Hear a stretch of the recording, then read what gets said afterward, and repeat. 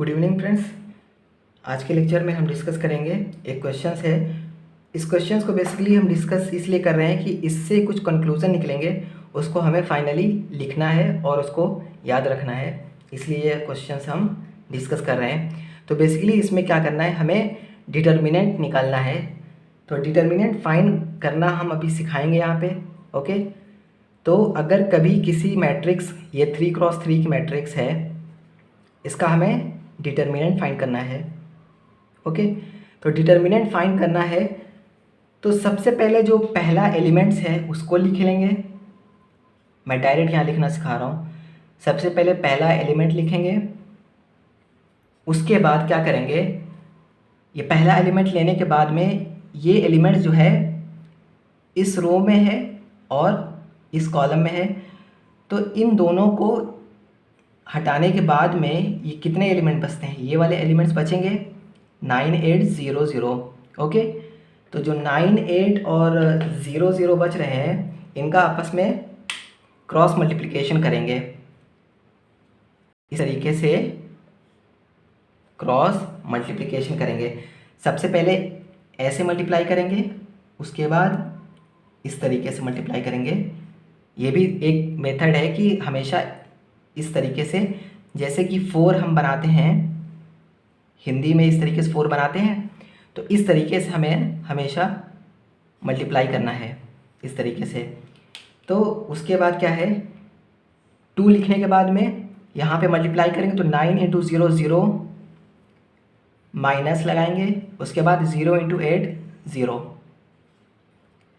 उसके बाद क्या करेंगे, हमेशा ऑल्टरनेट साइन लेंगे। यहाँ पे प्लस लेते हैं, प्लस लिखने की ज़रूरत नहीं है, फिर यहाँ माइनस लेंगे, फिर यहाँ पे प्लस लेंगे। उसके बाद फाइनली जब एडजॉइंट निकालते हैं तो plus minus plus minus plus minus alternate continue लिखते जाते हैं, प्लस माइनस। उसके बाद माइनस यहाँ लिखेंगे, फिर ये वाली वैल्यू लिखेंगे 3। 3 लिखने के बाद क्या करेंगे, ये 3 जो है इस कॉलम से है और इस रो से है, तो इस कॉलम और इस रो को हटाने के बाद हमारे पास कौन कौन से एलिमेंट बचेंगे, 6 0 8 0। तो इसको इस तरीके से क्रॉस मल्टीप्लिकेशन करेंगे तो 6 0 कितना होगा 0, माइनस लगा के 0 इंटू 8 कितना होगा 0। उसके बाद ये वाली वैल्यू 5 लिखेंगे। उसके बाद 5 लिखने के बाद क्या करेंगे, ये जो 5 है इस कॉलम से है और ये वाली रो से है, तो इनको हटाने के बाद ये एलिमेंट्स हमारे पास बचेंगे, तो इसको आपस में मल्टीप्लाई करेंगे इस तरीके से, इस तरीके से। 6 0 कितना होगा 0, माइनस 0 9 0, यहाँ पे वैल्यू 0, यहाँ पे वैल्यू 0, यहाँ पे वैल्यू 0, तो टोटल वैल्यू 0। डिटर्मिनेंट इसका क्या आया 0 आ रहा है इस मैट्रिक्स का।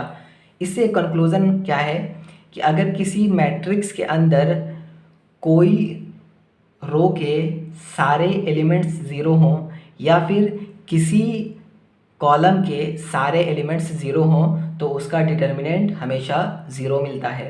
ये चीज़ें हमें कंक्लूज़न यहाँ पे लिखना है।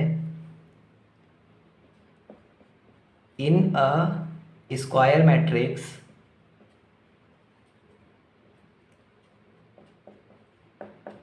ये स्क्वायर मैट्रिक्स के लिए ही होता है।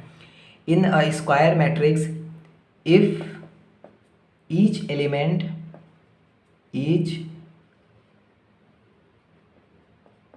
Elements of any row, bracket में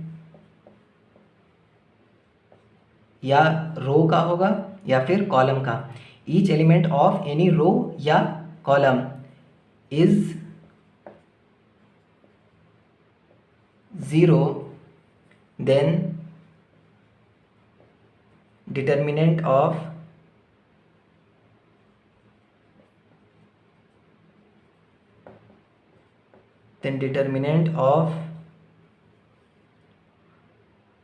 a matrix A is 0। Clear है?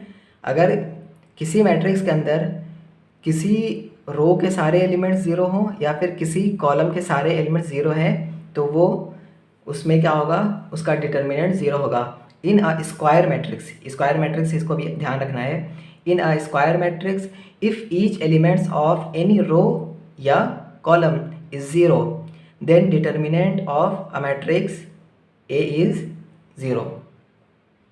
ओके, उसके बाद एक क्वेश्चंस और है, उसका भी हम क्वेश्चंस करेंगे, उसके बाद उसका कंक्लूज़न हम लिखेंगे।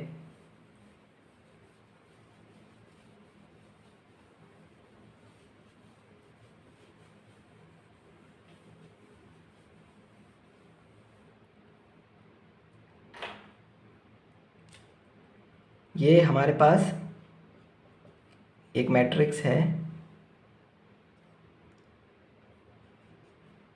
2 3 7 6 9 8 6 9 8। ओके, इसका क्या करना है, हमें डिटर्मिनेंट फाइंड करना है। तो अभी हमने बताया डिटर्मिनेंट फाइंड करने के लिए कैसे करते हैं। डिटर्मिनेंट फाइंड करना है तो सबसे पहले यहाँ पे प्लस माइनस प्लस, यहाँ पे 2 लिख दिए। उसके बाद ये वाला 2 जो है ये वाले रोज़ के साथ है और कॉलम के साथ है। इसको हटाने के बाद जो एलिमेंट्स बचेंगे उनको आपस में क्रॉस मल्टीप्लिकेशन करेंगे। 9 8 72 माइनस 9 8 72। उसके बाद माइनस लगा के ये वाली वैल्यू लिखेंगे। अब ये 3 है, 3 किसके साथ है, इस कॉलम के साथ है और ये वाली रो के साथ है। इस रो को हटाने के बाद ये एलिमेंट्स बचेंगे 6 6 8 8। तो 6 8 क्रॉस मल्टीप्लिकेशन और फिर इसका क्रॉस मल्टीप्लिकेशन। 6 8 मल्टीप्लिकेशन कितना होगा 48, फिर इसका क्रॉस मल्टीप्लिकेशन माइनस 6 8 48। उसके बाद फिर इस वाली वैल्यू को लिखेंगे +7। +7 लिखने के बाद ये 7 किस में आ रहा है, इस कॉलम में और ये वाली रो में। तो इस कॉलम और इस रो को हटाने के बाद कौन से एलिमेंट बच रहे हैं, ये वाले एलिमेंट्स बचेंगे। तो इसका आपस में क्रॉस मल्टीप्लिकेशन इस तरीके से करेंगे। 6 9 54 minus 6 9 54। Okay, 72 minus 72 0, 48 minus 48 0, 54 minus 54 0। 0 का किसी में मल्टीप्लिकेशन करेंगे वो भी 0। इसका मतलब क्या है कि डिटर्मिनेंट हमारा 0 आ रहा है। क्लियर है? अब इससे कंक्लूज़न क्या निकला कि अगर किसी मैट्रिक्स के अंदर कोई 2 रो सेम है या उसके प्रोपोर्शनल है, यहाँ पे क्या था, ये वाली 2 जो रो है ये सेम थी 6 9 8 6 9 8 या इसी के प्रोपोर्शनल होती। जैसे यहाँ पे 6 9 8 था, यहाँ पे क्या होता 12 18 और 16 होता, तो इसी के प्रोपोर्शनल ही है। मल्टीप्लिकेशन बेसिकली यहाँ पे 12 है तो उसको क्या लिख सकते हैं 6 इंटू 2। यहाँ पे अगर 18 है तो 9 इंटू 2। इस तरीके से बेसिकली प्रोपोर्शनल ही हुई दोनों रो आपस में। तो अगर कोई भी 2 रो अगर सेम है या प्रोपोर्शनल है या फिर कोई 2 कॉलम सेम है या फिर प्रोपोर्शनल है तो उसके डिटर्मिनेंट क्या होंगे, हमेशा 0 मिलेंगे। ओके, तो इसको हम यहाँ पे लिख लेंगे in a square matrix, in a square matrix if 2 rows oblique इसी में कॉलम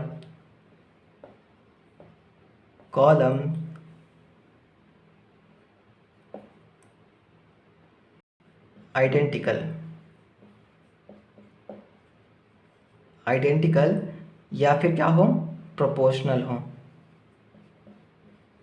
प्रोपोर्शनल।